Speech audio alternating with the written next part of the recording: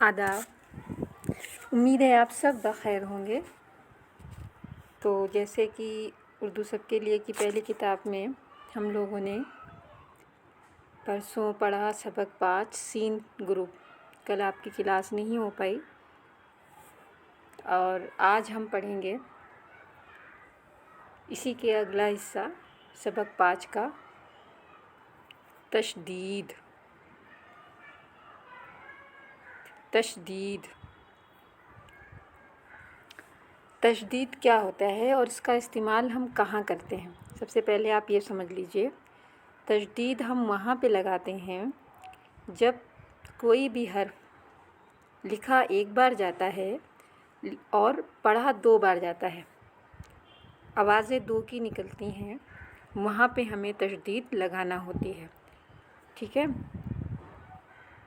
जैसे कि मिसाल के तौर पे यहाँ पे लिखा है सच्चा। क्या लिखा है? सच्चा। तो सच्चा में आप देख रहे हैं चे के ऊपर तशदीद लगी है। चे के ऊपर तशदीद लगी है, वो इसलिए लगी है कि चे को 2 बार पढ़ना है। चे का क्या काम है? चे जो है सबसे पहले अपने पहले वाले हर्फ से जुड़ेगा। कैसे? सीन चे ज़बर सच।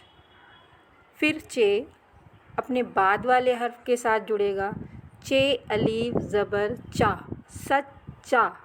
इस तरह हम उसको पढ़ेंगे, सच्चा।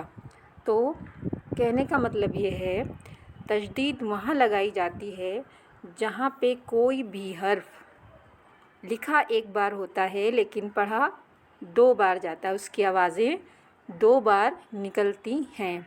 तो वहाँ पे हम तशदीद का इस्तेमाल देखते हैं। जहाँ कहीं पे भी तशदीद होगी वहाँ आपको करना ये है कि वो हर्फ जिसके ऊपर तशदीद लगी है वो पहले अपने पहले वाले हर्फ से जुड़ेगा एक बार और फिर अपने बाद वाले हर्फ के साथ जुड़ेगा। ठीक है, अब आपको ये समझ में आ गया होगा कि तशदीद का इस्तेमाल क्या होता है। अगर हम कहीं पे तशदीद किसी हर्फ पे देखें, किसी लफ्ज़ पे, तो हमें उसको कैसे पढ़ना है। ठीक है, जैसे आपने कुछ लफ्ज़ यहाँ पे भी देखें, कच्चा। कच्चा में भी चे के ऊपर तशदीद है, तो पहले चे कैसे? काफ के साथ चे जुड़ेगा, काफ चे ज़बर कच। फिर चे अलीफ के साथ चे अलीफ ज़बर चा, कच्चा। कच्चा यानी 2 बार पढ़ा गया। इसी तरह छुट्टी, तो टे 2 बार। इसी तरह पक्का, तो का पे जो काफ है उसको 2 बार। फिर चम्मच, तो मीम 2 बार, चे मीम ज़बर चम, मीम चे ज़बर मच, चम्मच। इस तरह हम इसको पढ़ते हैं।